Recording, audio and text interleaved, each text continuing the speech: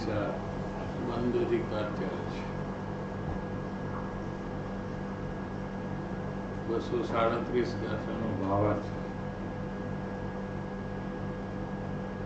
મિથ્યા દ્રષ્ટિ પુરુષ જે રાગ દ્વેષ મોહ ભાવને પોતાના ઉપયોગમાં કરે છે તે રાગાધિક જ બંધનું કારણ છે.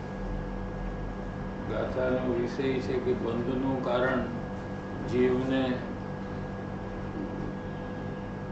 શું છે એ આ ગાથાનો વિષય છે.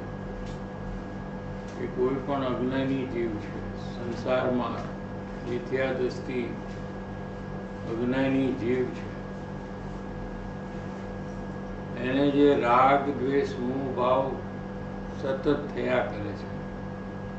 રાગ એટલે કોઈ વસ્તુ ગમે એવો ભાવ, દ્વેષ એટલે કોઈ વસ્તુ ન ગમે એવો ભાવ.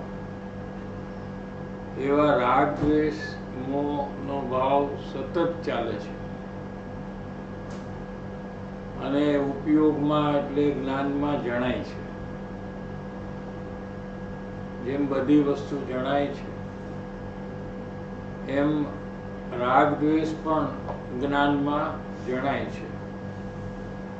તે કાળે તે રાગાદિકને પોતામાં કરે છે, ભેળવે છે, પોતાનું માને છે, એનો કરતા થાય છે.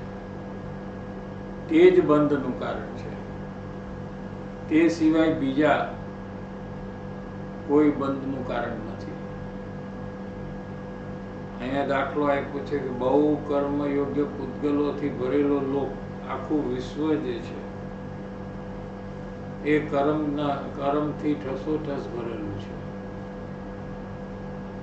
પણ એ કર્મ છે માટે કર્મનું બંધન થાય છે એમ નથી. કેમ કે સિદ્ધ ભગવાન જ્યાં છે ત્યાં પણ કર્મ છે પણ એમને જરાય બંધન થતું નથી. મન વચન કાયાનો યોગ પણ બંધનું કારણ નથી. મનને વચન, વચન એટલે બોલવાની, મનમાં કાયામાં કોઈ પણ ક્રિયા હોય એ પણ બંધનું કારણ નથી. કેમ કે યથાજ્ઞાત ચારિત્રવાળાઓને 12મા ગુણસ્થાને જે જીવ છે એ યથાજ્ઞાત ચારિત્રવાળો છે. એને મન વચન કાયાની ક્રિયા છે પણ એમને બંધન થતું નથી. માટે કોઈ પણ જીવને મન વચન કાયા છે, એની કોઈ પણ ક્રિયા છે એ બંધનું કારણ નથી. ત્યાર પછી અનેક કારણો, અનેક કરણો, કરણો એટલે અહીંયા 5 ઇન્દ્રિય લીધી છે. આંખ, કાન આદિ જે 5 ઇન્દ્રિયો છે એ પણ કર્મ બંધનું કારણ નથી. કેમ કે એનાથી જો કર્મ બંધન થતું હોય તો કેવડી ભગવાનને 5 ઇન્દ્રિય છે. વર્તમાન બિરાજમાન છે સિમંદર સ્વામી, હરિયન ભગવાન, એમને 5 ઇન્દ્રિયો છે પણ એમને જરાય પણ બંધન થતું નથી. માટે 5 ઇન્દ્રિયો કોઈ પણ જીવને બંધનું કારણ નથી. સચિદ અચિદનો ઘાત પણ બંધનું કારણ નથી. કોઈ પણ જીવની હિંસા થાય તેથી અનંત બંધન થાય તો પછી મુનિઓને પણ, સમિતિમાં પ્રવર્તનારા મુનિઓને પણ બંધન થાય. 4 હાથ નીચે જોઈને ચાલનારા અને અંદરમાં આત્માનો પ્રચુર અનુભવ કરનારા મુનિરાજ જે છે એમના પગ નીચે કોઈ જીવની હિંસા થાય તો પણ એમને બંધ થતો નથી. કેમ કે એમને તો અહિંસા વ્રત છે. માટે કોઈ જીવનો ઘાત પણ અનંત બંધનું કારણ નથી. અહીંયા અનંત બંધનની વાત લેવી છે, કેમ કે અનંત બંધન ક્યારે પણ આ જીવે મટાડ્યું નથી. હિંસા કરશે તો એને બંધન તો થશે, પણ એ અનંત બંધન નહીં થાય, અલ્પ બંધન થશે. એ વાતને અહીંયા ગૌણ કરી છે. અને અનંત બંધનની વાત અહીંયા મુખ્ય કરી છે, કેમ કે અનંતાનુબંધી કશાય છે, એનાથી અનંત બંધન થાય છે. એને મટાડે તો જીવને સમ્યક તો થાય, અથવા જીવને સમ્યક તો થતા એ અનંત બંધન મટી જાય છે. માટે અહીંયા અનંત બંધનની મુખ્યતાથી આખું કથન કરવામાં આવ્યું છે કે સચિત અચિતનો ઘાત પણ સમિતિમાં પ્રવર્તનારા મુનિઓને બંધનું કારણ થતું નથી. તેથી આ કારણોમાં જો એનાથી બંધન થાય તો વ્યભિચાર આવે, એટલે દોષ થાય. કોકને બંધન થાય અને કોકને ન બંધન થાય, એ દોષ કહેવાય. કોઈ પણ સિદ્ધાંત જે છે એ બધા માટે સરખો હોય ત્યારે એને સિદ્ધાંત કહેવામાં આવે છે. માટે બંધનું કારણ એકમાત્ર ઉપયોગમાં રાગાદિકને કરવું તે જ બંધનું કારણ છે. આપણે અહીંયા સુધી આવ્યું છે. પેજ નંબર 33 ગુરુદેવશ્રીના પ્રવચનમાં વચલો પેરેગ્રાફ છે. અહીં સમિતિ રૂપ પ્રવર્તનારા મુનિઓનું નામ લીધું કે એમને બંધન થતું નથી. સચિત અચિતનો ઘાત થાય તો પણ એમને બંધન થતું નથી. અને અવિરત દેશ વિરતિનું નામ ન લીધું, એટલે ચોથે ગુણસ્થાને જે જ્ઞાની છે, સમ્યક દ્રષ્ટિ છે, આત્માનો અનુભવ છે. પાંચમે ગુણસ્થાને શ્રાવક છે, એથી આગળ આત્માની સ્થિરતા જેમને છે એ પાંચમે ગુણસ્થાને છે. જેમને રાગથી જુદાઈ ભિન્નતા કરી છે અને ભેદ જ્ઞાનથી આત્મસ્થિરતા પ્રગટ કરી છે, તે શ્રાવક છે, પંચમ ગુણસ્થાન વર્તી. તો અહીંયા એ પ્રશ્ન થાય છે કે ચોથા ગુણસ્થાનમાં જ્ઞાની છે અને પંચમ ગુણસ્થાનમાં શ્રાવક છે, તો એમની વાત કેમ ન લીધી? ખાલી મુનિની વાત કેમ લીધી? એ હવે વિષય આજનો ચાલશે. એક તો અવિરત અને દેશ વિરત. અવિરત એટલે ચોથે ગુણસ્થાને જે જ્ઞાની છે એ અવિરત છે, સમ્યક દ્રષ્ટિ.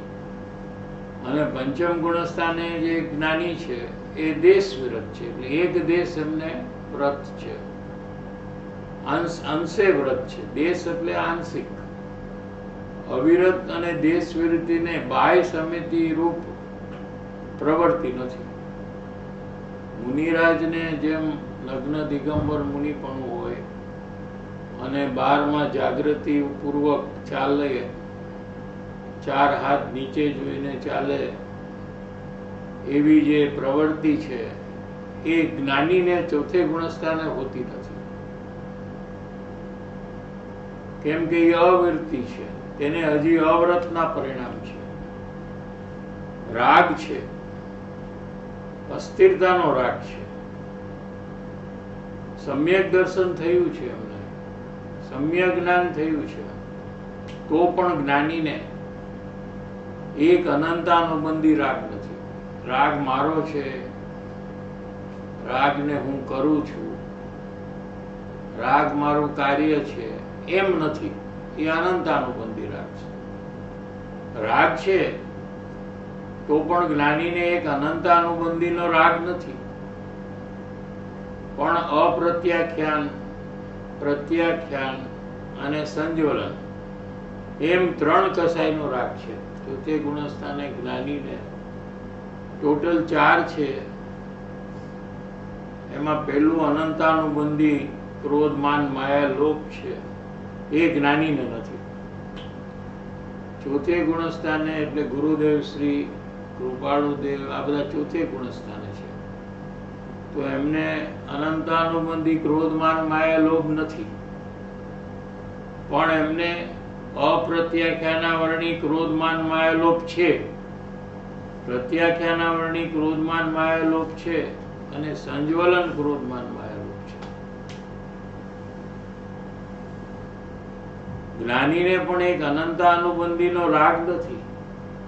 રાગ એટલે ક્રોધ માન માયા લોભ એ નથી, પણ એમને બાકી 3 કશાયના ક્રોધ માન માયા લોભ છે. અને જેટલો રાગ જ્ઞાનીને છે તેટલું જ્ઞાનીને દુઃખ પણ છે. કેમ કે રાગ આગ છે. રાગ પોતે દુઃખ છે, આકુળતા છે. અજ્ઞાનીને અનુભવમાં નથી આવતી આકુળતા, કેમ કે એનું નજર પર પદાર્થમાં છે. એના અંદરમાં જે રાગ દ્વેષની આકુળતા છે એ અજ્ઞાનીને પકડાતી નથી. કેમ કે એ બહારની વસ્તુને પકડવામાં રોકાયેલો છે. પણ જ્ઞાનીને તો રાગથી ભેદ જ્ઞાન હોવાથી જેટલો રાગ છે એટલું જ્ઞાનીને દુઃખ પણ છે. જ્ઞાનીને દુઃખ ન હોય એમ કોઈ કહે છે એ મોટા ભ્રમમાં પડ્યા છે. એવું જે કહે છે, માને છે, સમજે છે કે જ્ઞાની હોય તો એને દુઃખ ન હોય, તો એ બધા ભ્રમમાં છે.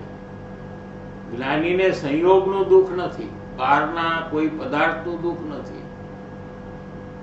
જ્ઞાનીને જે દુઃખ છે અંદરમાં રાગ જે દ્વેષ થાય છે એનું દુઃખ છે. એ આકુળતા સ્વરૂપ છે.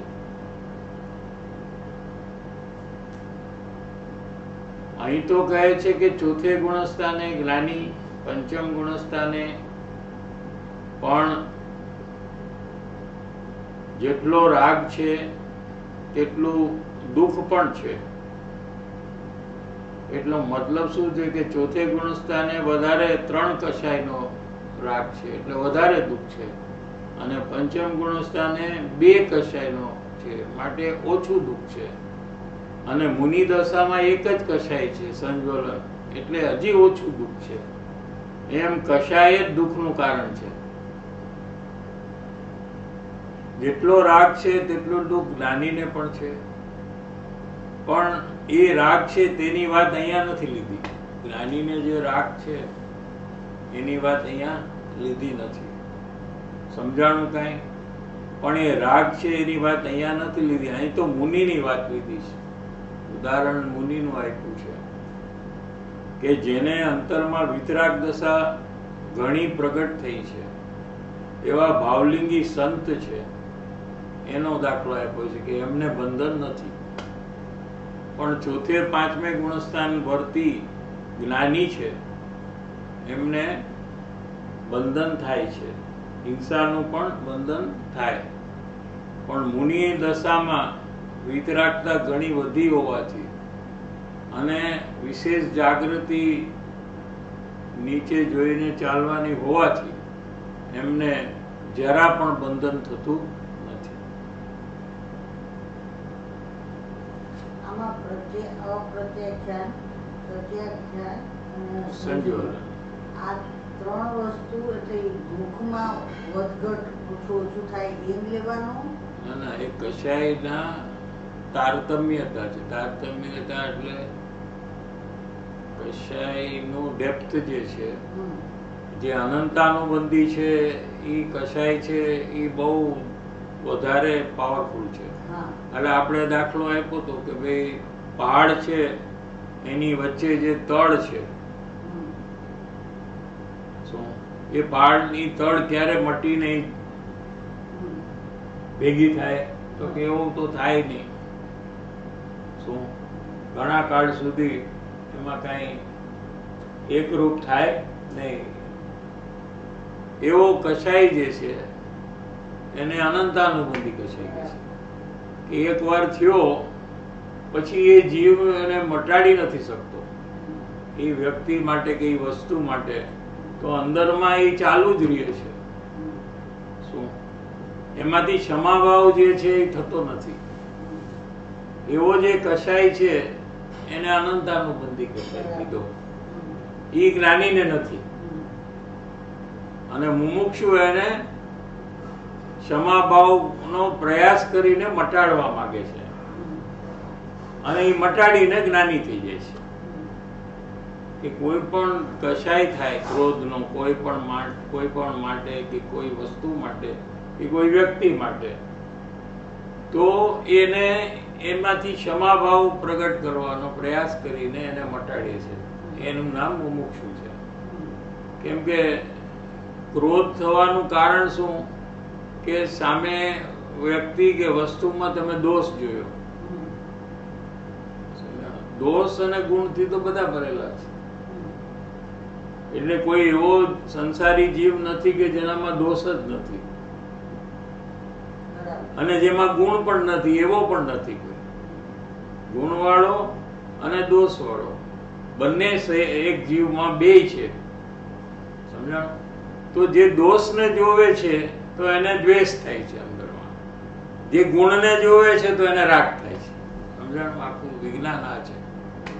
જેના માટે તમને ગુસ્સો આવે તો તમે ચેક કરી શકો કે તમે કેમ આવ્યો, તો સામે તમે કઈ દોષ જોયો છે. અને જેના માટે તમને રાગ આવે છે એનો તમે જુઓ, ચેક કરો તો તમને ખબર પડે કે એના તમે ગુણ જોયા. એના ગુણ જોયા ત્યારે એનામાં દોષ તો છે જ, પણ તમે નથી જોયા. અને દ્વેષ કરો છો ત્યારે બી એનામાં ગુણ છે. એ દ્વેષ કરનાર જોતો નથી એટલે દ્વેષ ઉત્પન્ન થાય છે. એમ જ્યારે જીવને સમજણ થાય છે કે આ મને દ્વેષ થવાનું કારણ મેં દોષ જોયા, બરાબર છે. એ મેં એવી આશા કરી કે સામેવાળામાં દોષ હોવા જ ન જોઈએ. આપણે શું આશા કરી છે કે સામે કોઈમાં દોષ ન હોવો જોઈએ, મારામાં ભલે હોય. એ જ દોષ એનામાં હોય ને તો એનો કાંઈ એને પ્રોબ્લેમ નથી. પણ બીજામાં એ હોય દોષ તો કે આ કેમ છે, આનું કેમ આ છે, આ કેમ સમજતા નથી, આ કેમ આ દોષને છોડતા નથી, બરાબર છે. એ જ એને દ્વેષનું કારણ અહીંયાથી ઉત્પન્ન થાય છે. પણ અજ્ઞાન દશામાં એ દ્વેષ એવો થાય છે કે પછી મળતો નથી. એને મટાડવાનો જે પ્રયાસ છે એ મુમુક્ષુ કરી શકે છે કે હું તો જ્ઞાન સ્વરૂપ છું, હું તો જાણનાર છું, સામેવાળો પણ જાણનાર છે. અને એ દોષ છે એક તો એક નાનામાં નાની એની ભૂલ છે. આખે આખો આત્મા એનો દોષિત નથી. એ આખો દોષ એના આત્મામાં નથી. એ એની એક ભૂલ છે, એ મટાડી શકે છે. એ દોષને એને કંઈ કાયમ રહે એવી વસ્તુ નથી. એની બદલે એ દોષને એટલું મોટું સ્વરૂપ આપી દે કે સામેવાળાનો આખે આખો આત્માને પ્રતિ અણગમો કરી નાખે. અનંતાનુબંધી કશાયની ક્વોલિટી આ છે. શું કીધું સમજાણું? જે જ્ઞાનીને પણ દ્વેષ આવે છે, પણ એ દ્વેષ આવે છે તો એના દોષ ઉપર દ્વેષ આવે છે, એ વ્યક્તિ ઉપર નથી આવતો. શું કીધું? આ ફરક. અનંતાનુબંધી કશાય જે છે એનું સ્વરૂપ આવું છે કે એનો એક દોષ જોઈને આખી વ્યક્તિ ઉપર એને દ્વેષ આવે છે કે આ તો માણસ જ આવો છે. દાખલા તરીકે એનો લોભ જોયો તો કે આખો લોભિયો છે આ માણસ. એની એક તોફાન જોયા તો કે આ માણસ આખો તોફાની છે. એમ એક ભૂલમાંથી આખો માણસને બ્રાન્ડ કરી નાખે. સમજાણું? હવે એ કશાય તીવ્ર થઈ જાય છે ત્યાં. આને કારણે જ્યારે આત્મજ્ઞાન થાય તો એમાં ફરક શું આવે છે કે એ દોષને તો દોષ તરીકે જ જોવે છે. એવું નથી કે દોષને ગુણ તરીકે જોવે છે, પણ એ દોષ પૂરતો જ ઈ જોવે છે. આખો આત્મા દોષિત થઈ ગયો એમ નથી જોતો. આખો આત્મા તો પરમાત્મા છે એમ એને ખબર છે. એમાં ભૂલેલો ભગવાન છે, એની ભૂલ થઈ છે તો એ ભૂલ સુધારી શકે છે અને સુધારી લે છે એમ એવી આશા રાખે છે. દોષનો નિષેધ અજ્ઞાની બી કરે અને જ્ઞાની પણ કરે છે, પણ અંદરમાં આટલો ફરક છે. સમજાણો ફરક?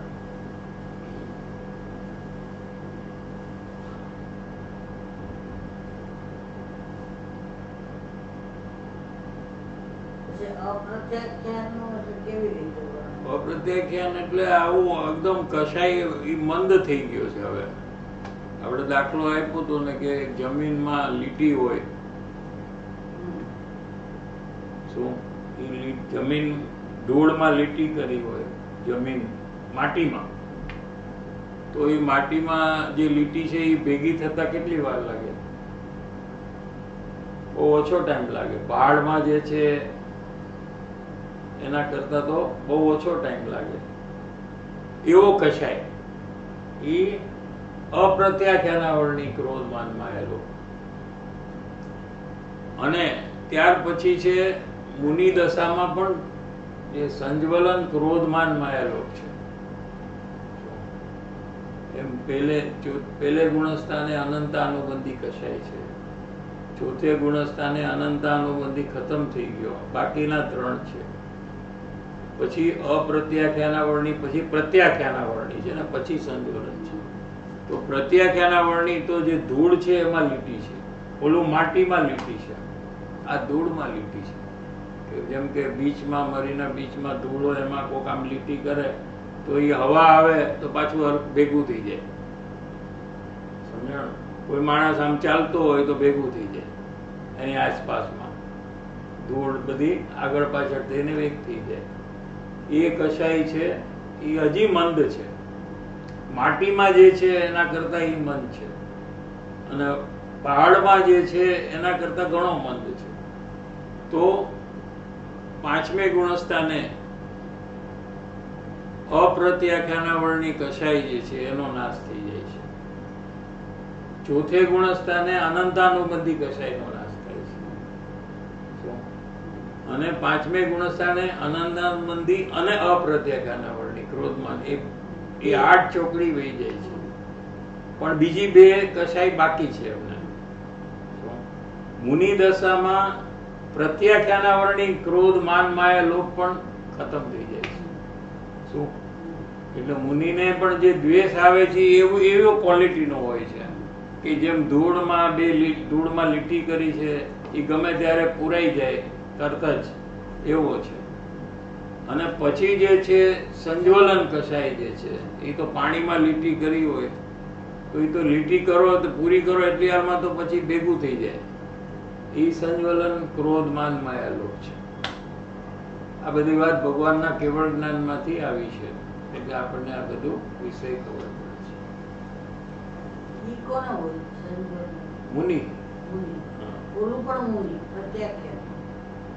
પેલું જે છે એ અજ્ઞાનીને છે. શું કહ્યું? અનંતાનુબંધી ક્રોધ માન માયા લોભ. પછી જ્ઞાની થાય એટલે એ ખતમ થઈ ગયો. તો બાકીના 3 રહ્યા. એમાં 3 કયા? ક્રોધ માન માયા લોભ, પ્રત્યાખ્યાનાવરણી ક્રોધ માન માયા લોભ, સંજ્વલન ક્રોધ માન માયા લોભ. એટલે ટોટલ 16 છે. ચોકે 16, એમાંથી 4 વ્યા જાય અને 12 બાકી રહે જ્ઞાનીને. પછી જ્ઞાની આગળ વધે આત્માની સ્થિરતા કરીને, ત્યારે એને 5મ ગુણસ્થાન આવે. ત્યારે શું થાય કે અનંતાનુબંધી તો પહેલા જ ગયો છે ક્રોધમાન માયાલોક. પછી અપ્રત્યાખ્યાનાવરણી ક્રોધમાન માયાલોક ખતમ થઈ જાય. એટલે ચોથા ગુણસ્થાન, 5મા. હા. તો પ્રત્યાખ્યાની મુનિ ના, હજી એનાથી આગળ એને પ્રત્યાખ્યાની છે. મુનિ દશા એનો નાશ કરે ત્યારે જ મુનિ થાય. પછી સંજ્વલન બાકી રહે. એનો નાશ કરે તો કેવળ જ્ઞાન થઈ જાય, હરિયન ભગવાન થઈ જાય.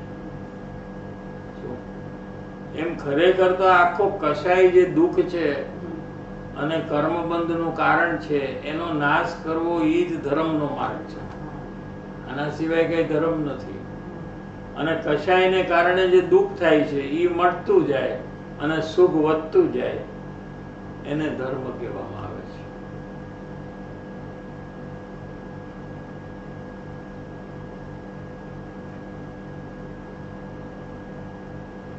અહીંયા તો શું વિષય ચાલે છે કે તમે એમ કીધું કે મુનિને હિંસા થાય છે તો બંધન થતું નથી, એને હિંસા થાય છે એમ અમે કહેતા નથી. બરાબર છે. પગ નીચે કોઈ જીવ આવી ગયું, આમે માટીમાં તો એકેન્દ્રીય જીવ છે જ, તો મુનિ ચાલતા હોય તો એમાં એકેન્દ્રીય જીવની હિંસા તો થાય જ. તો પણ તો એમને હિંસા નથી, એમને તો અહિંસા છે એમ કહેવામાં આવે. જૈન ધર્મ છે એ અહિંસા પરમો ધર્મ છે ને, એટલે અહિંસાનું પાલન કરનારા મુનિ છે. તો ત્યાં શું કેવું છે કે એમને અનંત બંધન નથી એટલે બંધન નથી એમ કહી દીધું છે. સમજાણું? અને પ્રમાદે નથી એમને, કેમ કે નીચે ચાર હાથ જોઈને ચાલે છે. જ્યારે ચોથે ગુણસ્થાને જ્ઞાની છે તો એ તો કુટુંબ પરિવારમાં રહેતા હોય, વેપાર આદિ કરતા હોય, તો એમને કઈ નગ્નપણું નથી, અથવા એ નીચે જોઈને ચાલે છે એવું પણ નથી.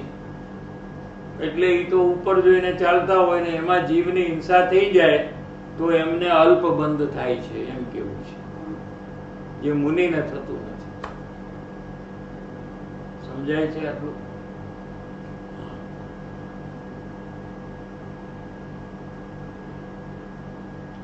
ચારિત્ર મોહ સંબંધી રાગથી કિંચિત બંધ થાય છે. કોને? સમ્યક દ્રષ્ટિ જ્ઞાનીને. અને પંચમ ગુણસ્થાન વાળા શ્રાવકને.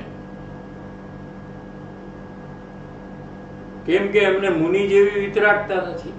મુનિને જે સ્થિરતા છે આત્માની અંદરમાં, પ્રચુર આનંદનો અનુભવ છે પ્રતિક્ષણે, અને નીચે જાગૃત થઈને ચાલે છે, સાવધાન થઈને, કે જીવ હિંસા ન થાય એવી સાવધાનીથી ચાલે છે.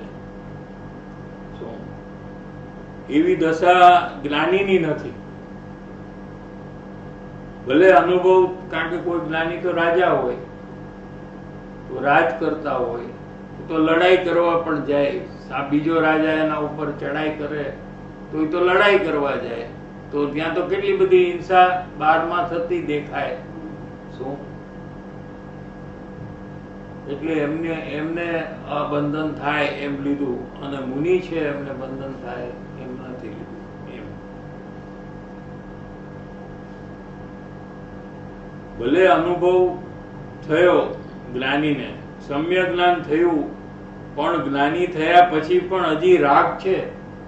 શું? એ રાગ ચારિત્રમો સંબંધી રાગ છે, મિથ્યાત્વ સંબંધી નથી. એટલે રાગ મારો છે એમ નથી. રાગ છે પણ રાગ મારો છે એમ નથી. સમજાણું? રાગની એકતા સહિતનો રાગ નથી. રાગ અને હું બે એક છીએ એવી રીતે રાગમાં એકતા નથી. અસ્થિરતાનો રાગ, ચારિત્ર મોહનો દોષ, સમકિતિ અને શ્રાવક પંચમ ગુણસ્થાન વાળાને છે. એ લોકોને દોષ છે, કેમ કે આત્માની સ્થિરતા ઓછી છે એમને. મુનિ દશામાં જે આત્માની ઘણી સ્થિરતા છે એવી સ્થિરતા જ્ઞાનીને ચોથે ગુણસ્થાને નથી.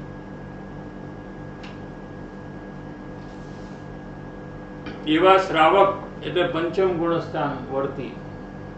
અડીદીપની બહાર અસંખ્ય તિર્યન છે.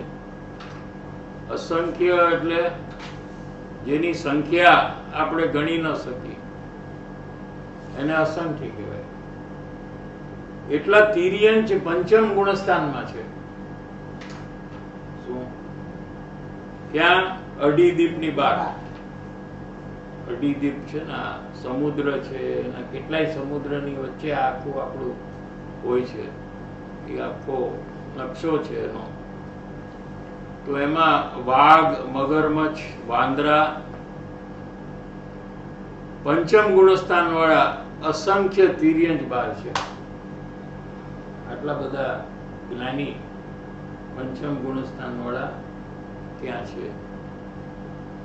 હજારો જોજન મચ્છ, હજારો માઇલ લાંબો મચ્છ હોય, એટલા મોટા. તેને આત્મ અનુભવ પણ છે અને આત્મ અનુભવ ઉપરાંત આત્માની વિશેષ સ્થિરતાથી પંચમ ગુણસ્થાન પણ છે. સમજાય છે કે અહીંયા તો મનુષ્ય હોય, જ્ઞાની હોય તો એને પાંચમું ગુણસ્થાન ન આવ્યું હોય, ચોથામાં જ હોય.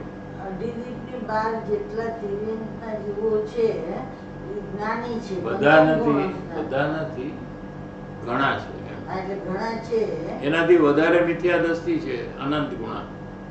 અચ્છા, બે છે. હા, તો તોય ઘણા છે એમ કેવું છે. એટલે એ તિર્યંચનો જીવ કેમ હોય ત્યારે? કેમ કે એને પંચમ ગુણસ્થાનમાં છે પછી ઈ તિર્યંચમાં કેવી રીતે હોય? તિર્યંચમાં છે ને એ પંચમ ગુણસ્થાન પ્રગટ કરે એમ છે. હા, ઈ એમ કેમ છે? એમ કેમ એટલે શું? કોઈ પણ જીવ કરી શકે એમ. એટલે તિર્યંચ વાળો જીવ પણ આત્મજ્ઞાન કરી શકે, મનુષ્ય પણ કરી શકે. કરતા નથી બીજી વાત છે.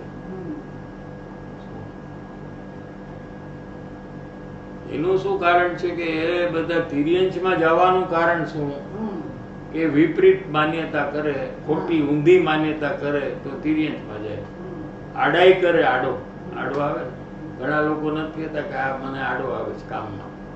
કઈ કામ કરતા હોય તો વચ્ચે આવીને આપણને ડિસ્ટર્બ કરે, એને આડો આવ્યો કહેવાય ને. આડો આવ્યો એટલે સમજાણું કે નહીં? આપણું કઈ કામ થતું હોય તો વચ્ચે આડો, જેમ આપણે જાતા હોય ને પોલીસ આપણને ઉભો રાખે, એને આડો આવ્યો કહેવાય. સમજાણું? એમ આપણે બધા જ કાર્યમાં જે આડા આવે છે એ બધા આડા શરીરમાં જાય. શું કીધું? તિર્યંચનું શરીર આડું છે, મનુષ્યનું શરીર સીધું છે. જે આડાઈ કરે છે એ બધા લોકો તિર્યંચમાં જવાનો ભાવ કરે છે. શું? એને તિર્યંચનું આયુષ્ય બાંધે છે. આયુષ્ય બંધાઈ ગયા પછી પણ કોઈ ધર્મમાં આવીને સમજણ કરીને એ વિપરીતતા આડાઈ છોડી શકે છે. શું કીધું? વિપરીતતા છોડી દે કે આ તો ખોટું મેં કર્યું, આને ખબર પડે માણસને ત્યારથી છોડી શકે છે. બધા છોડે એમ નથી, પણ છોડી શકે છે કે આ તો આપણે શું કામ ખોટું કરવું, આપણે જ હેરાન થશું, આપણે બીજાને આડા આવવાની શું જરૂર છે, જેને જે કરવું એ ભલે કરે, આપણે શું, એમ સમજણ કરી અને કોઈને પણ આડું ન આવે શું એવા અંદરમાં પરિવર્તન કરે. ભલે એને તિર્યંચનું આયુષ બંધાઈ ગયું છે પણ પછી બી માણસ બદલી શકે પોતાને, તો એને એના નવા સંસ્કાર પડે સાચા, તો એના ફળમાં એને આત્મજ્ઞાન આગલા બહુમાં થાય. આમ આવી રીતે આ લોકોને થાય છે. સમજાય છે કે નહીં? આયુષ તો બંધાઈ ગયું તિર્યંચનું, ભૂલમાં ને ભૂલમાં. ત્યારે એને વાત સમજાણી નહોતી, સાંભળી ન હોય અને બાંધી લીધું. ત્યાર પછી એને આ સાચી સમજણ કરી અને વિપરીત સંસ્કાર, ઊંધા સંસ્કાર છે એને છોડી દીધા, બદલાઈ ગયો. શું? તો એને અંદરમાં નવા સંસ્કાર જે પડે એ સંસ્કારથી એ તિર્યંચ ગતિમાં આત્મજ્ઞાનને પ્રાપ્ત કરી. આવી રીતે આ લોકોને આત્મજ્ઞાન ત્યાં થાય છે. સમજાય છે? ત્યાં કેમ કે દેવગુરુ શાસ્ત્ર મંદિર કાંઈ નથી, તો કોઈ એને સમજાવે ત્યાં એવું કઈ છે નહીં. એ કોઈને પૂછી શકે પ્રશ્ન, કોઈ સમાધાન કરે એવું કાંઈ જ નથી. તો પછી કેવી રીતે એ લોકોએ કામ કર્યું કે આ સંસ્કાર જે પાડ્યા હતા એ ત્યાં પાછા પ્રગટ થઈ જાય અંદરથી, એટલે ત્યાં ને ત્યાં આત્મજ્ઞાનને પ્રાપ્ત કરી લે. પણ જેટલું આયુષ્ય છે એટલું એને અહીંયા રહેવું જ પડે. કરોડો વર્ષોનું આયુષ્ય હોય તો એને કરોડો વર્ષો ત્યાં રહેવું પડે. તિર્યંચ ગતિમાં આત્મજ્ઞાન થયા પછી, પાંચમા ગુણસ્થાનમાં આવ્યા પછી આયુષ્ય છે એ કઈ તમે બદલી ન શકો. એટલે ત્યાંથી પછી સીધા સ્વર્ગમાં જાય બધા, કેમ કે આત્મજ્ઞાન થઈ ગયું એટલે બધા સ્વર્ગમાં જાય, ત્યાંથી પછી મનુષ્ય થાય અને મનુષ્ય થઈને મોક્ષમાં જાય. એવી રીતે પણ છે. અને ઘણા લોકો મનુષ્ય ભાવમાં જ વિપરીતતા છોડી અને સમ્યક દર્શનને પ્રાપ્ત કરી લે તો પછી એને તિર્યંશમાં જવાની જરૂરત નહીં. નરક ને તિર્યંશમાં એનું જવાનું કેન્સલ થઈ જાય, ક્યારે પણ એને થાય નહીં. પછી ત્યાંથી સ્વર્ગમાં જાય ને પછી મનુષ્ય થઈને મોક્ષની પ્રાપ્તિ કરી શકે છે.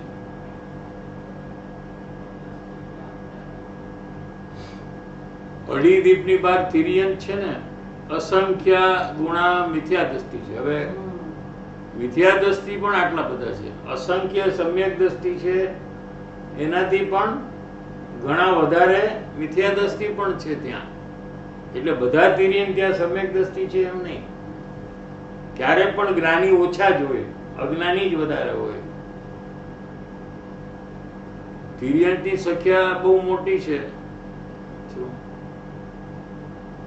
જેટલી તિર્યંશની સંખ્યા અસંખ્ય છે તેનાથી અસંખ્યાતમાં ભાગે સમકીથી પંચમ ગુણસ્થાન હોતી છે. મત્સ્ય પાણીમાં રહ્યા છે. મત્સ્ય એટલે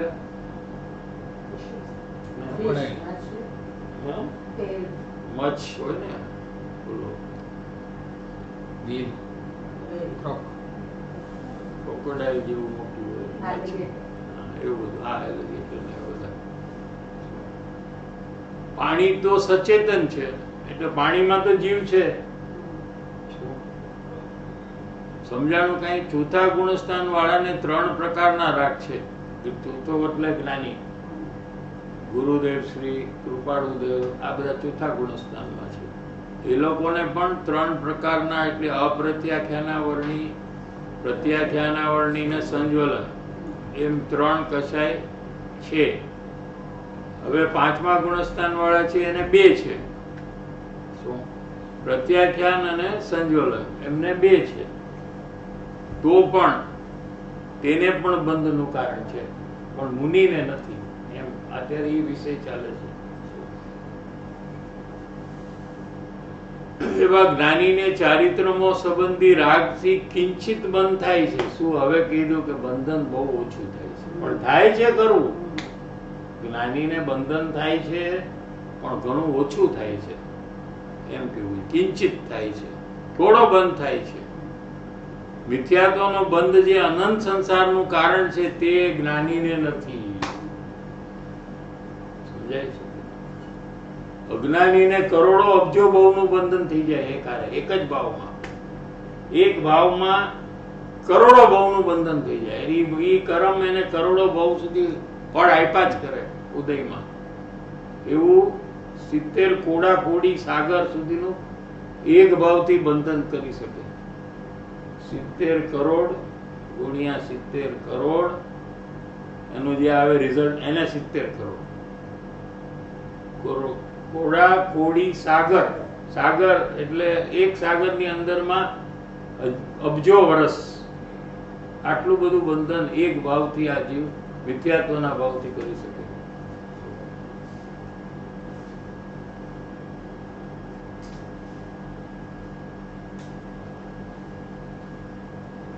મિથ્યાત્વનો બંધ જે છે અનંત સંસારનું કારણ છે, તે જ્ઞાનીને નથી. સમજાણું કાંઈ બહુ ઝીણી વાત છે. વિતરાગનું તત્વ સમજવા માટે ઘણો પ્રયત્ન જોઈએ.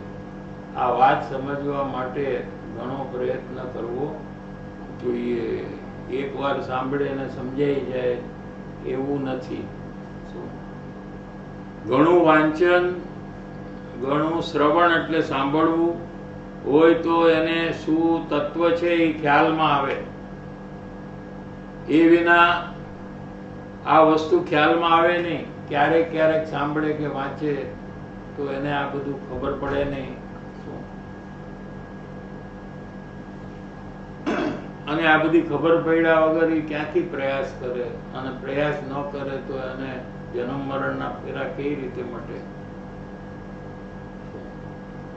રાગથી કિંચિત બંધ થાય છે જ્ઞાનીને, માટે સર્વથા બંધના અભાવની અપેક્ષામાં એમને લીધા નહીં. મુનિને લીધા કે એમને સર્વથા એટલે ટોટલી બંધન થતું નથી. એમાં જ્ઞાનીને ન લીધા કેમ કે એમને થોડુંક બંધન થાય છે. મુનિને બંધ થતો જ નથી.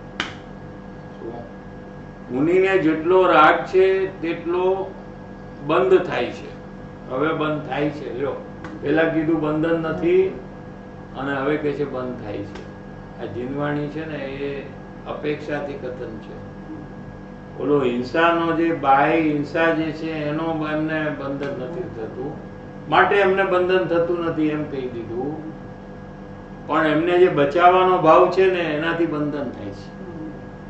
શું કીધું? એમને જાગૃતિ પૂર્વક મારવાનો તો ભાવ નથી, તો કયો ભાવ છે? બચાવવાનો શુભ ભાવ જે છે એનાથી એમને હિંસા થાય છે આત્માની. એટલે હિંસાના બે પ્રકાર છે, એક બાહ્ય હિંસા, એક અંતર હિંસા. બાહ્ય હિંસા એટલે બીજા જીવને હિંસા કરવી, બીજા જીવને દુઃખ આપવું. દુઃખ આપે ને એ હિંસા છે. કોઈને તકલીફ થાય, ત્રાસ થાય, એને બહુ રુદન આવે એ રીતે એને હેરાન કરવું, આ બધી હિંસા છે. સમજાણું? અને મારી નાખવું એ પણ હિંસા છે. એ બાહ્ય હિંસા છે. અહીંયા બાહ્ય હિંસાનો વિષય ચાલી રહ્યો છે કે મુનિના પગ નીચે જીવડું બહારમાં આવે તો એની હિંસા થાય, તો એને કે હિંસા નથી, કેમ કે એને બચાવવાનો ભાવ છે, મારવાનો ભાવ અમને છે જ નહીં. જ્યારે ચોથે ગુણસ્થાને, પાંચમે ગુણસ્થાને એમને બચાવવાનો અભિપ્રાય છે પણ બચાવવાનો પ્રયાસ નથી. સમજાણું? એટલે બે વાત સમજવા જેવી છે.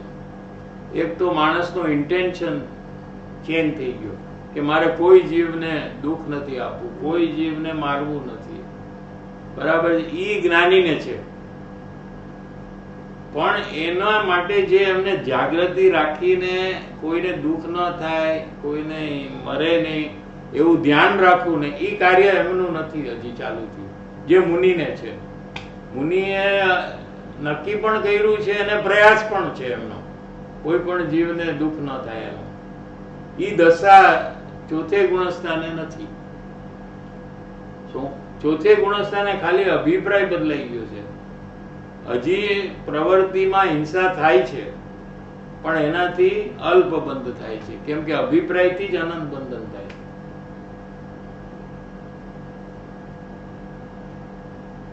અભિપ્રાય એટલે intention, intentionally two hurt somebody ઓર હાર્મ સમબડી, એનાથી અનંત બંધન થાય. પણ ઇન્ટેન્શન એમ હોય કે I don't want to hurt anybody, અને કોઈ હર્ટ થઈ જાય અથવા કોઈની હિંસા થઈ જાય તો એનું બંધ ઓછું છે, અલ્પ છે, નાનું છે. સમજાઈ ગયું કે નહીં? અનંત બંધન એનું નથી. એટલે ઇન્ટેન્શન જે આપણા છે, અભિપ્રાય જેને કહેવાય ગુજરાતીમાં, એને બદલવું, એનું એ જ જ્ઞાની થવાનો પ્રયાસ છે. બાહ્ય પ્રવૃત્તિ જે છે એને બદલવાનો પ્રયાસ નથી, પણ જીવના અંદરમાં ઇન્ટેન્શન જે છે એ પ્યોર થાય. કોઈને હર્ટ કરવાના, દુખી કરવાના, હિંસા કરવાના જે ઇન્ટેન્શન છે એ ચેન્જ થઈ જાય ત્યારે એ જ્ઞાની થઈ જાય. સમજાણું? તો એ વખતે એનાથી કોઈ હર્ટ પણ થઈ જાય પણ એનો ઇન્ટેન્શન નથી હર્ટ કરવાનો. આ ફરક છે એમાં. જ્યારે મુનિને ઇન્ટેન્શન પણ બદલાઈ ગયો છે અને હર્ટ કરવાની એક્ટિવિટી પણ બંધ થઈ ગઈ, કારણ કે એ ધ્યાન રાખે છે એટલું બધું કે મારાથી કોઈને તકલીફ ન થવી જોઈએ. એવી સતત જાગૃતિ મુનિ દશામાં હોય છે.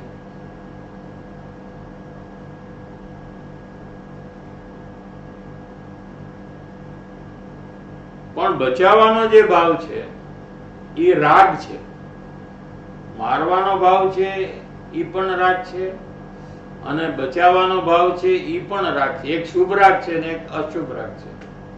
મારવાનો ભાવ છે એ પાપ છે, બચાવવાનો ભાવ છે એ પુણ્ય છે, પણ બે રાગ છે. તો રાગ છે એ હિંસાનું કારણ છે આત્માની. શું?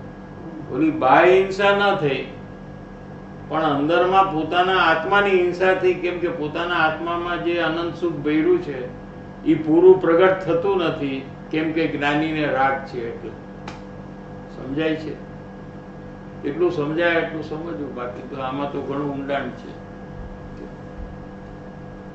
મુનિને જેટલો રાગ છે તેટલો બંધ થાય છે, પણ તેને અહીં ગણ્યો નથી. આ ગાથામાં એ વાતને નથી ગણી, પણ ગુરુદેવ શ્રી વાતને લઈ લે છે.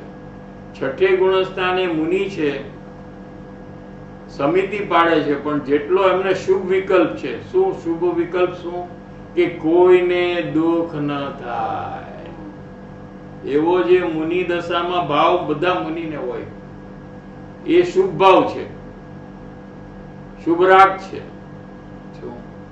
એ શુભ વિકલ્પ બંધનું કારણ છે. એ મુનિને આ જે સંજ્વલન કસાઈ જે છે એમાં આવી જાય, એને બંધન થયા નથી. કેવળ જ્ઞાન ન થાય એમને. કેવળ જ્ઞાનમાં રૂકાવટનું કારણ છે આ મુનિને. સમજાઈ ગયું? એટલે એને હિંસા કહેવામાં આવી. આત્માની હિંસા છે.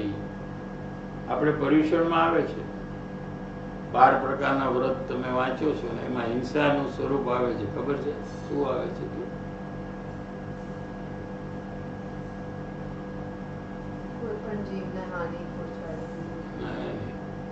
આત્મામાં પુણ્ય પાપના ભાવની ઉત્પત્તિ થવી તે હિંસા છે, એવું જૈન શાસ્ત્રનું ટૂંકું રહસ્ય છે. યાદ છે? હવે આત્મામાં શુભ અશુભ ભાવની ઉત્પત્તિ થવી. હવે આમાં બીજા જીવની મારવાની વાત નથી. જોઈ લ્યો, અંદરમાં શુભ ભાવ થયો કોઈને બચાવવાનો, અંદરમાં અશુભ ભાવ થયો કોઈને મારવાનો, પણ આમાં માર્યું નથી કાંઈ. હજી કાંઈ અંદરમાં ભાવ જ થયો છે.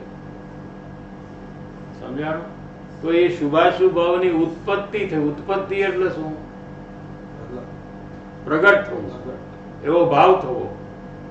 શુભાશુભ ભાવની ઉત્પત્તિ થવી તે હિંસા છે, એવું જૈન શાસ્ત્રનું ટૂંકું રહસ્ય છે. એ વાત છે. અહીંયા મુનિ દશામાં જે બચાવવાનો ભાવ છે એ શુભ ભાવ છે, એમાં શુભ ભાવની ઉત્પત્તિ થઈ તો એ હિંસા છે. પણ બીજા જીવને મારવાની હિંસાનો ભાવ નથી મુનિ દશામાં. આ ફરક છે. જે શુભ વિકલ્પ બંધનું કારણ છે, પરંતુ 3 કસાયનો અભાવ મુનિને હોવાથી તે ગણવામાં આવ્યું નથી. એ રાગ ગણવામાં આવ્યો નથી. અને સમકીતિ અને શ્રાવકને હજી 3 કસાય ને 2 કસાય છે, તો એમને સર્વથા બંધના અભાવમાં તેમને ગણવામાં આવ્યા નથી. કે આમને બંધન નથી એમ નથી કીધું. એમને થોડું બંધન થાય છે, મુનિને નથી થતું, પણ આમને થાય છે એમ કીધું. હવે થોડા ઉદાહરણ આપે છે જ્ઞાનીના. સમકીતિ 6 ખંડના રાજમાં દેખાય. આખી દુનિયાનો રાજા, આખી દુનિયા 6 ખંડમાં આવે. આખી દુનિયા, આખું વિશ્વ, એનો રાજા હોય એને ચક્રવર્તી કહેવાય. એ જ્ઞાની હોય. ચોથે ગુણસ્થાને ભરત ચક્રવર્તી હતા. ભરત ચક્રવર્તી નું આપણે ખબર છે ને, એ પણ જ્ઞાની હતા ચોથે ગુણસ્થાને. જે રીતે ગુરુદેવ છે ને એવી રીતે. સમકીતિ આત્મજ્ઞાની, આત્મ અનુભવી હતા. અને સહોદર એટલે દર એટલે પેટ, એક પેટથી ઉત્પન્ન થયેલા બાહુબલી. બાહુબલી એમના ભાઈ હતા. એક જ માં અને 2 પુત્ર. ભરત ચક્રવર્તી બાહુબલીજી છે ને, આપણે 56 ફીટ હાઈટ વાળી ત્યાં મૂર્તિ છે, જોઈ છે? શ્રવણબેલગોલા, કર્ણાટકા. શ્રવણબેલગોલા. ઈ 2 ભાઈ, ભરત ચક્રવર્તી અને બાહુબલીજી. એના પર ચક્ર છોડ્યું. એ લોકો 2 વચ્ચે ઝઘડો થયો. 2 જ્ઞાની, 2 ઈ જ ભાવમાં મોક્ષમાં જવાના. એ 2 ને ખબર છે કે અમે 2 આ ભાવમાં મોક્ષે જશું. ભરત ચક્રવર્તી છે અને એના ભાઈ છે બાહુબલી, એ બે વચ્ચે લડાઈ થઈ, આખું ગામ ભેગું થઈ ગયું, પણ જોરદાર લડાઈ. હવે ચક્રવર્તી પાસે એક ચક્ર હોય, સુદર્શન ચક્ર આવે છે ને, આમ તમે જોતા હશો, હવે ભગવાન આમ ચક્કર ફરતું હોય ને, એ ચક્ર છે, એને ચક્ર કહેવાય. એ જોયું છે ને ઘણા અન્ય મતમાં, આમ ઓલું ચક્કર ફરતું હોય, પછી ચક્કર, એનું નામ સુદર્શન ચક્ર છે. એ ચક્રને મોકલાવે અને એ લડાઈ કરીને આવી જાય, આમ જવું ન પડે ક્યાંય. એવી રીતે ચક્રવર્તી આખી દુનિયાને જીતી લે. ચક્રવર્તી થવાના જયારે હોય ને ત્યારે એને ચક્ર ઉત્પન્ન થાય, એના જીમમાં એક ચક્ર ઉત્પન્ન થાય. એ ચક્ર લઈને એ મોકલાવે, અહીંથી ચાઇનાને મોકલાવે, બોલ તારે શું કરો, લડાઈ કરવી છે કે યુ વોન્ટ ટુ સરેન્ડર? લડાઈ કરે તો ચક્ર જ લડાઈ કરી આવે, ખતમ કરી નાખે એને. અને એ કે આઈ એમ સરેન્ડરિંગ, એટલે પછી બીજા કન્ટ્રીમાં જાય, પાકિસ્તાનમાં આવી જાય, પછી એમ કરીને ત્યાંથી અમેરિકા આવી જાય. એમ કરતા કરતા આખી દુનિયાને જીતી લે, એની ચક્રવર્તી થઈ જાય. એ ભરત ચક્રવર્તી. શું હવે એ ચક્ર લડાઈ થઈ ભાઈ ભાઈમાં, તો એમને એના ઉપર ચક્ર નાખ્યું. ગુસ્સામાં તો માણસ આંધળો થઈ જાય ને, ગમે તે કરી નાખે. શું હવે એ ચક્ર જે છે ને, એ ફેમિલી મેમ્બરને હર્ટ ન કરી શકે. ચક્રવર્તીનું જે ચક્ર છે ને, એ ફેમિલી મેમ્બરને હર્ટ ન કરી શકે, બીજાને હર્ટ કરી શકે. તોય એમને મોકલાવ્યો એના ભાઈ ઉપર, કારણ કે ગુસ્સામાં ખબર ન હોય ને, આ બધું ભૂલી જાય. એ સમયે ગુસ્સો છે ને, એ માણસને આંધળો કરી નાખે. શું અને એમને ચક્ર ભાઈ ઉપર છોડ્યું. તો છોડ્યું ત્યારે એમને ગુસ્સામાં જ છોડ્યું છે, મારવા માટે જ છોડ્યું છે. જ્ઞાની અઘરું છે બચાવ, પણ આ ઇતિહાસ છે, તમે કઈ ચેન્જ ન કરી શકો. નહીતર માણસ શું કરે, આને અજ્ઞાની બનાવી નાખે કે આ ભરત ચક્રવર્તી અજ્ઞાની, આવું કહ્યું, પણ એ કઈ ચેન્જ ન કરી શકાય કોઈથી. હવે કારણ કે અહીંયા બી લીધું છે, સમકીર્તિ આત્મજ્ઞાની આત્માનુભવી, આ ગુરુદેવે કીધું. ભરત ચક્રવર્તી અને બાહુબલી છે, એના પર ચક્ર ચલાવ્યું. સમ્યક દ્રષ્ટિ છે, જો ફરી પાછું લે છે, પણ હજી એમને ચારિત્રમોનો રાગ છે. હવે બીજો દાખલો લે છે, રામચંદ્રજી. રામચંદ્રજી સમકીર્તિ હતા, જ્ઞાની હતા, આત્માનુભવી હતા, એ જ ભવે મોક્ષ જનારા હતા. એમને ખબર હતી કે હું આ ભવે મોક્ષ જઈશ, મરણ થશે એટલે સીધો હું મોક્ષમાં જઈશ, એમને ખબર હતી. પરમ પુરુષોત્તમ પુરુષ હતા, પરમ પુરુષોત્તમ ગણાય છે. પણ જ્યાં સુધી ગ્રહશાસ્ત્રમાં હતા, ઘરમાં રહેતા હતા, કુટુંબ પરિવારમાં રહેતા હતા, ત્યારે રાવણ સીતાજીને લઈ ગયો. એ વખતની વાત છે, મુનિ થયા ત્યારે નહીં, એમ કે છે જયારે ઘરમાં રહેતા હતા, કુટુંબ પરિવારમાં, ત્યારે રાવણ સીતાજીને ઉપાડીને લઈ ગયો. શું તો ડુંગરાઓને જઈને પૂછે, ડુંગર એટલે હિલ્સ, હા શું પહાડ હોય ને, બધા રસ્તામાં જંગલમાં જાય, સીતાને ગોતવા માટે ગયા, તો વચ્ચે બધા પહાડ ને બધું, એને જઈને પૂછે કે શું પૂછે, ડુંગરા જઈને પૂછે મારી સીતા ક્યાં છે? આપણું ચાલે તો મારું કીધું, બોલ્યા તમે અજ્ઞાની છો, આમ કરી નાખે. અહીંયા તો દાખલો છે, એટલે શું કરું, મારી સીતા ક્યાં છે? એ ચારિત્રનો દોષ છે, સમ્યક દર્શનનો દોષ નથી કે છે. સમકીર્તિ તો જ્ઞાની છે, પણ હજી પૂર્ણ વિતરાગ દશા પ્રગટ નહોતી.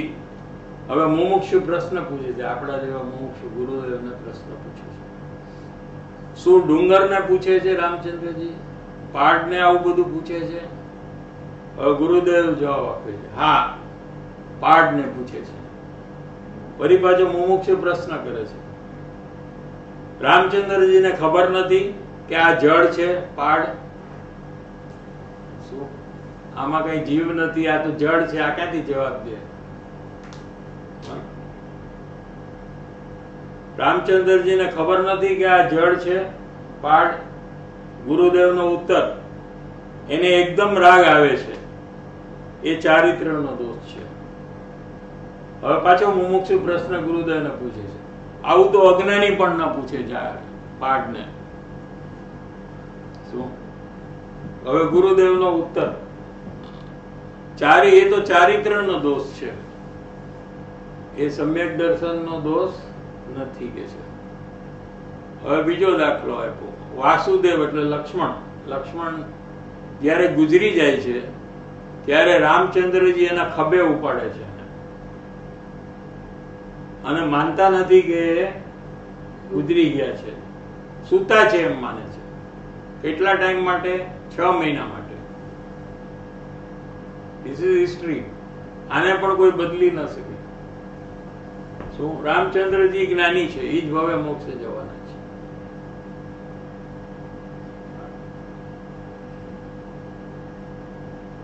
રામચંદ્રજી સમકિત છે, આત્મજ્ઞાની છે, આત્માનુભવી છે, જ્ઞાની છે, પણ ચારિત્રનો દોષ રાગ છે. તો ભાઈના શરીરને 6 મહિના સુધી ખભે ઉચકે છે. ખભામાં 6 મહિના સુધી, ભાઈ ઉઠ ને તું, એમ કે ઘડી કેમ ઉઠતો નથી? આખું ગામ એને કે હવે નથી, તો કે માનવા તૈયાર નથી. બધા બાજે. કોઈ એમ કે ને કે આ મરી ગયા છે તો એ બધા ફાઇટ કરે. શું? મુમુક્ષુનો પ્રશ્ન, ચારિત્ર મોહનો દોષ જીવને ગાંડો બનાવી નાખે છે. શું? ચારિત્ર મોહનો રાગ જે છે ને એ જીવને ગાંડો બનાવી નાખે. ગુરુદેવનો ઉત્તર, એ ગાંડો નથી, એ છે તો જ્ઞાની, પણ ચારિત્ર મોહ અપેક્ષા એ ગાંડ પણ કહેવામાં આવે છે. ચારિત્ર મોહનો રાગ જ એવો છે કે આવું થાય, જ્ઞાનીને પણ આવું થાય. સમાધિ શતકમાં પૂજ્યપાદ સ્વામી મુનિ એમ કે છે કે અમે બીજાને સમજાવવાનો જે ભાવ આવે છે એ અમારી ઘેલછાઈ છે. શું? ગાંડ પણ છે અમારું. મુનિ એમ લખે છે, શાસ્ત્ર લખે છે કે અમને બીજાને સમજાવવાનો આવે છે ને ભાવ, એ અમારું પાગલપણું છે. અમે અમારું કામ પૂરું કરીને કેવળ જ્ઞાન લઈ લેવું જોઈએ, એને એક બાજુ રાખીને અમે આ બધાને સમજાવવા બેસીએ છીએ, એ અમારું પાગલપણું છે.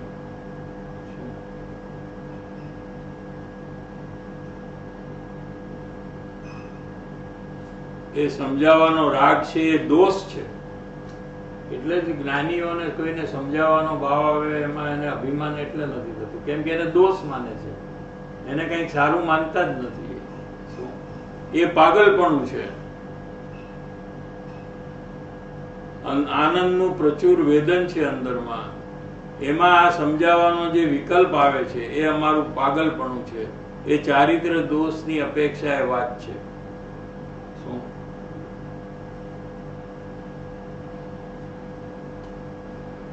એમ થઈ ગયો. 2 મિનિટ બ્રેક.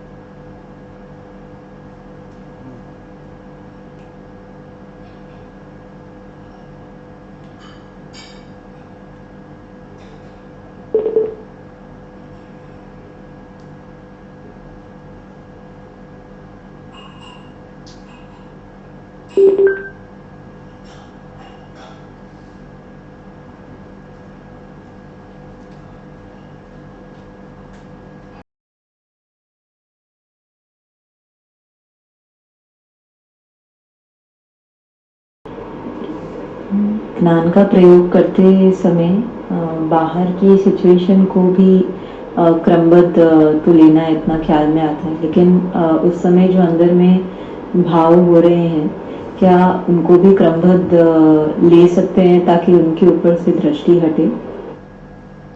आपका प्रश्न में ही आपका जवाब है। वास्तविक तो सब भाव, सब परिणमन क्रमबद्ध ही है। क्रमबद्ध का मतलब क्या कि जो समय में जो भाव होने वाले हैं वही समय में वो भाव होकर ही रहते हैं। उसके पहले भी नहीं होते, उसके बाद भी नहीं होते हैं। तो बाहर की प्रवृत्ति जो भी हो रही है वो जैसे होने वाली है वैसे ही हो रही है, और अंदर में भी जो राग द्वेष का परिणाम हो रहा है वो भी क्रमबद्ध है, वो जैसे होने वाला है वैसा होता है। ऐसा अपन को नक्की करना चाहिए। लीला में जय जिनेन्द्र साहिब जी, आपने कहा ज्ञानी को व्यक्ति पर द्वेष नहीं, पर दोष है उस पे द्वेष है, पर तो करने वाला तो कोई सामने है, उसको मैं कैसे लूं? मेरे को तो मैं तो सामने वालों को दोषी समझती हूँ। कृपया अच्छी तरह समझाएं मुझे।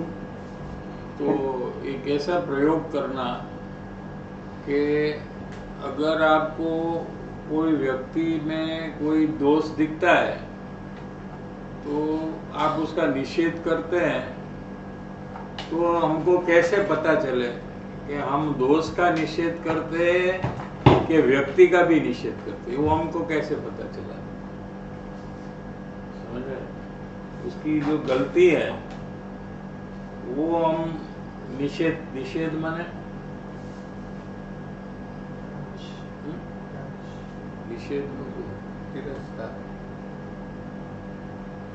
નો अर्थ શું? That we think that is wrong, like somebody is telling a lie. accuse. Nishedh means we dislike, criticize. Criticize. It is not correct. You should not tell lies. Then a nishedh given. What do you understand from that? Like somebody does something wrong, no, we say you should not do this. This is wrong. Accusation. Accusation is not the word. Accusation can you use for that? We are not accusing, because that person is doing something wrong, we are saying it is wrong. You should not do this. You should not shout. We say. Criticize. Huh? I think criticize is right. It's criticism. Criticism. But that is a right criticism. It's not criticism for criticism's sake. The idea is that that person doesn't shout and becomes normal and gets the benefit of it. That is the idea there. समझो ना? तो निषेध जो है, तो हम वो जो गलती है उसका निषेध करते हैं कि वो पर्सन का निषेध करते हैं? ये क्वेश्चन है अभी। उसमें डिफरेंस क्या है? अगर आप गलती का निषेध करते हैं तो आप पर्सन से संबंध नहीं बिगाड़ते। तो આપણે જો કોઈની સાથે ગુસ્સો કરીએ તો આપણે પછી એનું મોઢું જ ન જોઈએ, એની પાસે જ ન જાય, એનાથી દૂર વ્યા જાય, તો આખા પર્સનનું આપણે કરી નાખ્યું. You understood the difference? કે નહીં? Is it difficult to understand this point? So if I say that this is wrong in you, still I am as close to you and I be very close to you as I was before when you didn't do the mistake. My relation with you is not affected by this. અત્યારે શું છે કે અજ્ઞાની જ્યારે નિષેધ કરે છે ત્યારે એની સાથે રિલેશન જ તોડવા માંગે છે, એનાથી દૂર જાય, એની સાથે વાત ન કરે થોડો ટાઈમ, એને નોર્મલ થતા બહુ વાર લાગે, એ માણસ સામે આવે તો એનો ગુસ્સો આવી જાય. યુ અન્ડરસ્ટુડ નો કે નહીં? હા, તો એને ટોટલ પર્સનનો નિષેધ કર્યો છે. હવે એને દોષનો નિષેધ કર્યો હોય તો આવું ન થાય, તો કે ઠીક છે, કાંઈ વાંધો નહીં, ભૂલ તો ભૂલ છે, પણ એ પણ ચેન્જ થઈ શકે છે, એમ એ અંદરમાં રાખી શકે છે. હેમલબેન. સાહેબજી, રાગ દ્વેષની તીવ્ર આકુરતાના વેદન કાળે જ્ઞાન તરફ જવાનો રિમાઇન્ડર તુરંત જ આવે છે, વિચારથી નથી કરવો પડતો, પરંતુ મંદ આકુરતા વખતે તત્વ વિચારથી રિમાઇન્ડ કરીને જ્ઞાન તરફ જવાનો પ્રયાસ કરવો પડે છે. તો આનો શું ઉપાય છે? મારે કેવો પ્રયાસ કરવો જોઈએ? કૃપા કરીને માર્ગદર્શન. એટલે શું છે કે જ્યાં કશાય વધી જાય છે, દાખલા તરીકે ગુસ્સો બહુ થાય, ત્યારે અંદરમાં જીવને આકુરતા જ પકડાય છે. જીવ પોતે જ દુઃખી થઈ જાય છે, ગુસ્સો કરનાર જીવ પોતે દુઃખી થાય છે. તો that itself reminds that person that he has to come out of this by પ્રયોગ કરીને અંદરમાં જઈને જ્ઞાન સ્વભાવમાં જઈને એને એમાંથી નીકળવું છે. પણ જ્યારે એને કશાય ઓછો હોય અથવા બહુ રેર લો ક્વોલિટીમાં હોય, લાગે ભગવાનના દર્શન કરતો હોય, તો એમાં એ કશાય છે. શું અથવા કોઈને સમજાવતો હોય જીનવાણીનો, તો એ શુભ કશાય છે. તો એમાં કશાય એટલે નથી પકડાતો કે કશાયની જાતને અવલોકનથી પહેલા નક્કી કરવી જોઈએ. તો પછી બધા જ કશાયો એક જ ટાઈપના છે. પછી મંદ હોય પણ quality is the same, quantity may be differing. એટલે પોઈઝનનું એક ડ્રોપ હોય કે આખું બકેટ ભરીને પોઈઝન હોય, તો ક્વોલિટી તો સેમ છે, ક્વોન્ટિટીમાં ફરક છે. તો આપણે કશાયને એની ક્વોલિટીથી ઓળખવું જોઈએ, એની ક્વોન્ટિટીથી ઓળખવું નહીં જોઈએ. તો એની ક્વોલિટીથી ઓળખે તો ક્યારે બી કશાય ઓછો બી હોય તો પણ એને એમાંથી જુદા પડવાનો પ્રયાસ ચાલુ થાય. માધવીબેન છે. जय जिनेंद्र साहिब जी, जैसे बात है कि मारने के भाव को भी राग कहते हैं और बचाने के भाव को भी राग कहते हैं, और मारने के भाव से पाप का बंध होता है. तो यहाँ पे मारने के भाव को द्वेष नहीं कहेंगे? द्वेष मारने का भाव द्वेष से ही आता है. क्रोध है, द्वेष है, नापसंदगी का भाव है. कोई भी शब्द प्रयोग आप ले सकते हैं, सब एक ही है. नापसंदगी कहो, द्वेष कहो, अणगमो कहो, क्रोध कहो, सब एक ही है, शब्द अलग है. शांतिबेन. साहिब जी, मैं किसी का दोष देखती हूँ तो उससे पूरे व्यक्ति को दोषित देखती हूँ. मैं पूरे व्यक्ति को दोषित ना देखने के लिए क्या प्रयास करूं? बराबर है. तो आप जिसका दोष देखते हैं तो उससे दूर होने का प्रयास नहीं करिए, उसके पास ही रहिए. उसके साथ जो आपका दोष देखने के पहले जो संबंध था, वो संबंध में कोई भी फर्क नहीं होना चाहिए. ऐसा प्रयत्न करना चाहिए, क्योंकि ये आदत है अनादिकाल से. तो प्रयत्न करने से धीरे धीरे इसमें फर्क होगा. एकदम एक ही दिन में फर्क हो जाएगा ऐसा बनने वाला नहीं है. तो थोड़ा प्रयास जारी रखना चाहिए और उससे दूर होने का, मुंह मोड़ने का प्रयास छोड़ देना चाहिए. उसके पास वापस जाकर बैठ जाए और दूसरी बात करे तो वो जो दूर होने का जो भाव है ना, वो टूट जाएगा.